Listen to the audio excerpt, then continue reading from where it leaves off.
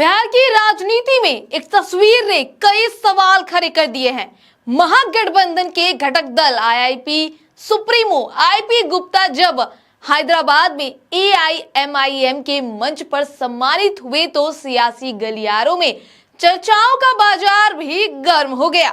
क्या यह महज एक औपचारिक सम्मान था या फिर बिहार में किसी नए राजनीतिक समीकरण की आहट? क्या आईपी गुप्ता महागठबंधन से दूरी बना रहे हैं या फिर शिष्टाचार की राजनीति है? दरअसल मौका था हैदराबाद में एआईएमआईएम के बिहार से जीते विधायकों के सम्मान समारोह का, लेकिन इस मंच पर आईपी गुप्ता की मौजूदगी और सम्मान ने अब बिहार की सियासत में नई अटकलों को जन्म दे दिया है। आइए जानते हैं इस पूरी खबर को विस्तार से। नमस्कार, स्वराज पोस्ट देख रहे हैं आप, मैं हूं आप सभी के साथ आभा।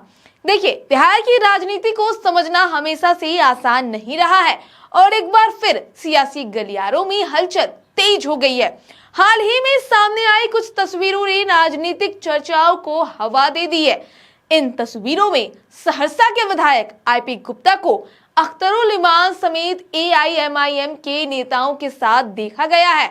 इतना ही नहीं, एक अन्य तस्वीर में वे पार्टी के मंच से भाषण देते हुए भी नजर आए हैं, जिसके बाद यह सवाल उठने लगा है कि क्या आईपी गुप्ता महागठबंधन से या तेजस्वी यादव से दूरी बनाकर नई राजनीतिक राह की ओर बढ़ रहे हैं। दरअसल ये मौका शनिवार का था। शनिवार को हैदराबाद में एआईएमआईएम के स्थापना दिवस कार्यक्रम में आईपी गुप्ता मुख्य अतिथि के रूप में शामिल हुए थे। इस दौरान उन्होंने पार्टी प्रमुख ओवैसी की जमकर तारीफ की और उन्हें एक विद्वान नेता भी बताया। राजनीतिक जानकारों का कहना है कि आईपी गुप्ता फिलहाल बिहार में महागठबंधन का हिस्सा है और पिछला विधानसभा चुनाव उन्होंने आरजेडी कांग्रेस के साथ मिलकर लड़ा था। हालांकि वे अपनी पार्टी के इकलौते विधायक हैं, इसलिए यदि भविष्य में वे कोई राजनीतिक फैसला लेते हैं तो तकनीकी तौर पर उन्हें ज्यादा बाधाओं का सामना नहीं करना पड़ेगा।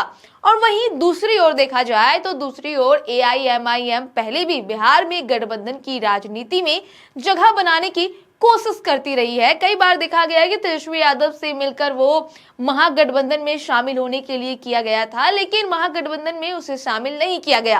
अब इन तस्वीरों के सामने आने के बाद राजनीतिक अटकलें तेज हो गई है। क्या यह सिर्फ एक औपचारिक कार्यक्रम था या आने वाले समय में कोई बड़ा सियासी बदलाव देखने को मिल सकता है? फिलहाल आईपी गुप्ता महागठबंधन का हिस्सा है, लेकिन आगे वे कौन सा कदम उठाते हैं, इस पर सबकी नजरें टिकी हुई है। बहरहाल आपकी इस खबर पर क्या राय है, हमें कमेंट करके जरूर बताएं।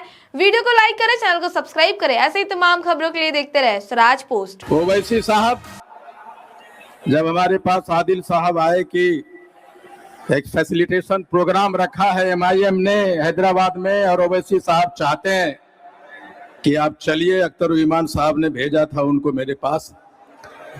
मैंने एक सेकंड भी नहीं लगाया, मैंने एक्सेप्ट कर लिया कि मुझे जाना है। पता है क्यों? सिर्फ इसलिए कि मैंने हैदराबाद के उस बैरिस्टर को बोलते हुए सुना है, मैंने उनके हर एक इंटरव्यूज को सुना है, उस विद्वान इंसान से मिलने चलाया। और जब हिंदू सिंदूर ऑपरेशन हुआ तो आपने, पता नहीं, हमको लगता है कि नेशन फर्स्ट को थ्योरी को सिंदूर ऑपरेशन के समय में जो सबसे ज्यादा परिभाषित किया वो है मिस्टर बैरिस्टर ओवैसी साहब। और इसीलिए मैं चला आया ओवैसी साहब। ये सम्मान आईपी गुप्ता का नहीं है, ये सम्मान आप कर रहे हैं सहरसा के उन तमाम नागरिकों का जिसने मुझे चुना है।